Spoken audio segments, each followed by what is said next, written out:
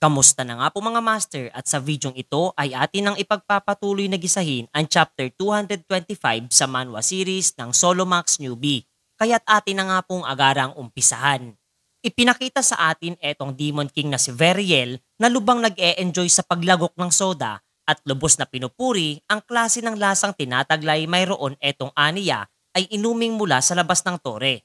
Nakakarami na nga ito habang pasimpleng natanong siya nitong si Jinyuk kung bagya na siyang kalmante matapos ang walang humpay na paghihimutok nito para sa kaniya. Na sinagot naman nitong huwag nga raw isipin nitong binata na gamit ang simpleng suhol ay bababa na ang kanyang dugo para sa kanya at nagbanta na hindi siya titigil hanggat hindi siya tuluyang kaniyang nagiging apostol. Dulot nga daw ito ng nakabibinging paulit-ulit na pagsesermon sa kaniya ng kaniyang butler. Buwat sa napakalaking halaga na ng kanilang kayamanan ang nawawaldas niya para lamang makuha ang manlalarong si Kang Jinyuk. Nakukulitan na nga din etong binata sa padalas ng padalas na pangungulit nitong si Veriel sa kanya, gayon din kaniyang ang binabalanse ang mga senaryo na papabor para sa kaniya. Ayaw nga nitong si Jinyuk na maging isang disipulo nitong Demon King sapagkat kung mangyayari nga daw ito ay hindi na niya magagatasan pa itong nasabing demonyo sa napakaraming paraan at makakuha ng mga mapapakinabangan. Natanong nga din siyang muli nitong si Veriel kung ano nga daw ba ang nawika nitong binata kani-kanina lamang tungkol sa nakakaaliw na gawain, na ayon naman dito kay Jinyuk ay huwag nga raw munang mainip ito at muli na lamang naglabas ng mas marami pang maiinom na ikinatuwang marinig at masilayan nitong si Veriel. Maya-maya pa ay kinuha nga ang kanilang atensyon nitong fire spirit na si Salamander at malakas na isinaad sa kanilang bossing na kaniya na nga raw natagpuan ang pinapahanap nito para sa kanila. Mabilis na kumilos nga etong dalawa at agarang pinasok ang hukay na natuklasan nitong kanyang alaga. Kasabay ng paglalahad sa atin na ito nga daw ang lungga ng tinatawag na Phantom Beast ni Leian. Medyo nadidismaya nga itong si Veriel sapagkat wala naman di umanong espesyal na naroroon at tanging binabalot lamang ng napakaraming ice crystals. Kaya't natanong niya itong si Jinyuk kung may iba pa siyang pakay sa loob nitong nasabing lugar na sinagot naman nitong oo, habang mula sa kanilang likurang bahagi ay may isang dambuhalang anino ang ating masisilayan. Agarang napalingon nga dito etong si Veriel at nakangiting na wika nitong binata na mukhang napansin na rin niya ang kanilang pinakapakay at ito ay ang isang kakaibang nilalang na sadyang nanggagalaiti sa kanilang panggagambala sa kaniyang teritoryo. Lumikha nga ito ng isang napakalakas na palahaw tanda ng kanyang intimidasyon kasabay ng paglalahad nitong binata na dito na magsisimula ang nakakaaliw nilang gawaing isasagawa na tatawagin nga daw nilang ang misyon upang protektahan etong si Kang Jinyuk. Samantalang sa ibang dako naman ay masisilayan natin etong si Chon Yusong na literal na nakikiramdam habang etong si Alice ay naguguluhan sa kanyang kakatuwang pagkilos habang ito ay inaaya siyang pumasok na sa loob. Subalit seryoso naman siyang sinagot nitong dakilang stalker ng ating pangunahing tauhan na pagmamasdan muna niyang mabuti ang loob nito sapagkat posibleng maitinatagong patibong para sa kaniya etong si Jinyuk. Inobserbahan nga niyang mabuti ang paligid at loob ng tirahan mayroon etong binata at bagyang napapaisip sapagkat mukhang mas buhay nga daw at magaan ang pakiramdam na bumabalot sa loob nito na taliwas sa una niyang pagkakakilala dito sa nakaraan dahil dati nga raw ay palagi lamang itong mag-isa. Pagkatapos noon ay nagsimula na nga silang mag-usap ng masinsinan hinggil sa pabor na nais isagawa nitong si Alice mula kay Chun Yusong habang naroroon din etong kapwa sina Belius at Wuliang. Seryoso nga ditong nawika nitong stalker ng ating pangunahing tauhan na una nga sa lahat ay hindi pa nga daw talaga siya sumasang-ayon sa nais na mangyari nitong si Alice sapagkat matagal na nga daw niyang alam na nagtataglay ito ng malakas na klase ng kapangyarihan.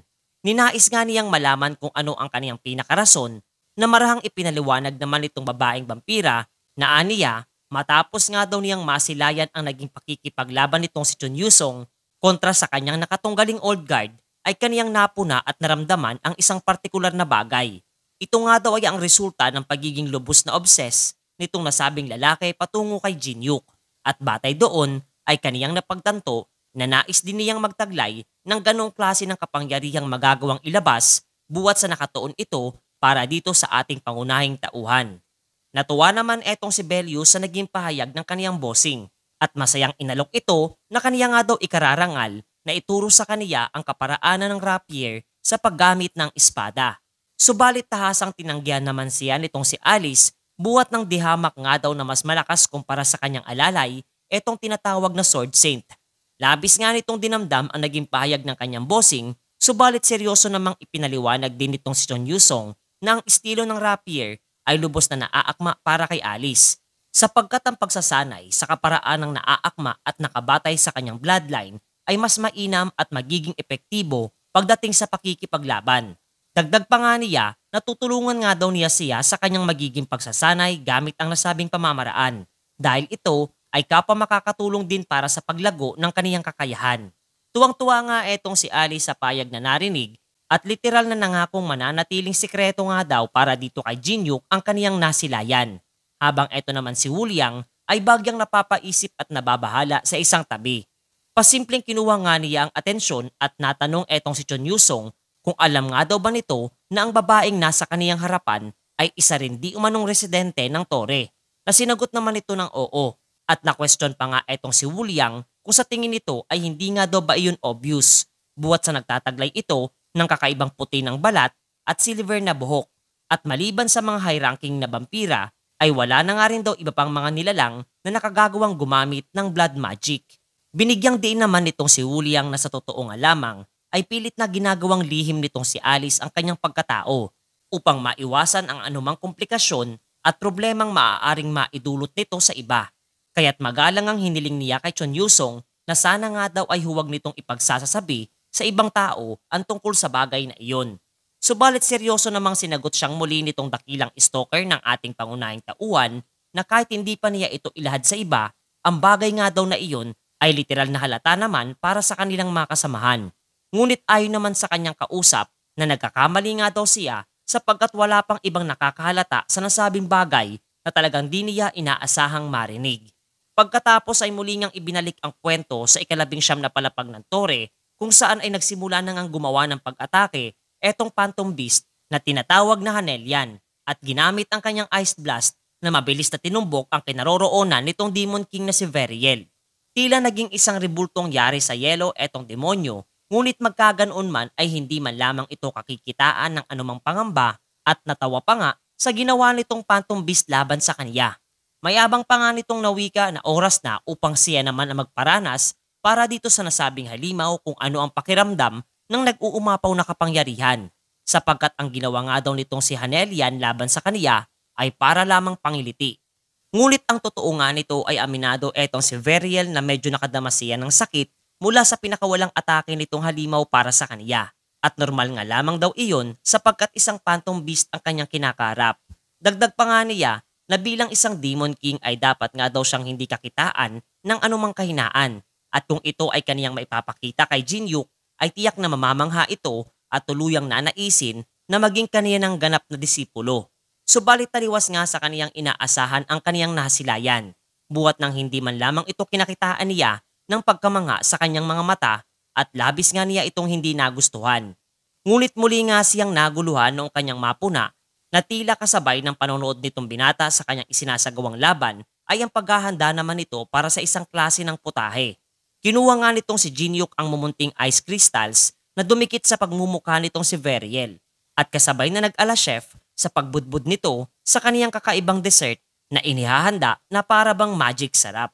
Kaniya pa ngang inisa-isa ang kanyang mga naging rikado sa kanyang inihandang pagkain. Gayun din alam nga niya na etong Phantom Beast Hanelian ay ang klase ng halimaw na nag-hibernate ng halos 100 taon bago muling lalabas mula sa kanyang pinagtataguang lungga.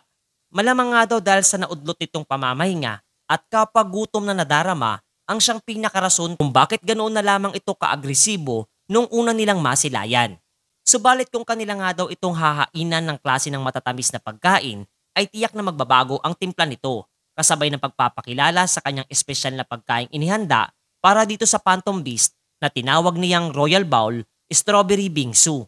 Namanghanga ng lubos etong kapwa Phantom Beast at si Veriel na kasalukuyang naglalaway na nga sa klase ng kakaibang halimuyak na inilalabas nito at nais ng agarang lantakan. Agara naman silang dalawa ay tinawag nitong si Jinyuk at planong abutan ng kutsara upang aniya ay kanila ng tikman at mahusgahan kung masarap nga ba talaga ang pagkaing inihanda niya para sa kanila. Sabay nga itong dalawa na inilagay sa kanilang bibig etong potahe at kapaparehong nanlaki ang mga mata habang masayang-masayang nilalasap ang linamnam nitong pagkaing nasa kanilang bibig. Ayon pa nga sa binata na kung mag-isa lamang siyang pumasok sa loob nitong lungga ng Phantom Beast ay tiyak na mas matatagalan siya sa paghahanda nito. Subalit dahil sa tulong nitong si Veriel ay di hamak na mas napadali ang kanyang nais isagawa upang mapahinto etong nag-aamok na Hanelian na ating masisilayang walang humpay sa kaniyang pagnguya ng pagkain. Sinimulan na nga niyang i-activate ng pasimple etong skill na sympathy at mantra taming habang hinihimas ang mabalahibong katawan nitong Phantom Beast na sa ngayon nga ay matagumpay na kinikilala na siya bilang isang individual na malapit sa kanya. Pagkatapos noon ay binali nga nitong ating pangunahing tauhan ang kanyang paningin sa likuran niyang bahagi at tinahak ang lokasyon kung saan namahinga ng ilang dekada etong Hanelian at sinimulang kolektahin ang mga mana essence na naipon sa naturang pwesto.